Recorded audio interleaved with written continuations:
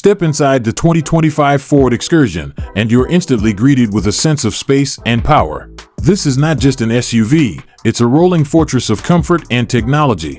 Designed to seat up to 8 passengers, the Excursion offers first-class accommodations in every row, with plush captain's chairs or a roomy bench setup ensuring that even third-row passengers ride in luxury. At the heart of the cabin is a massive 12-inch or larger infotainment touchscreen powered by Ford's SYNC4 system.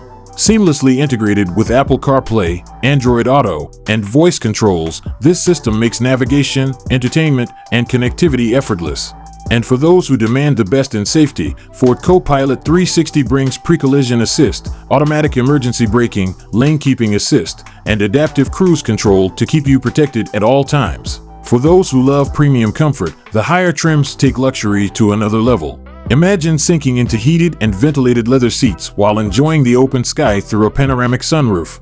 Need to keep everyone comfortable? Dual zone or even tri-zone climate control ensures that every passenger gets the perfect temperature setting. And when it comes to cargo, the Excursion dominates the full-size SUV category.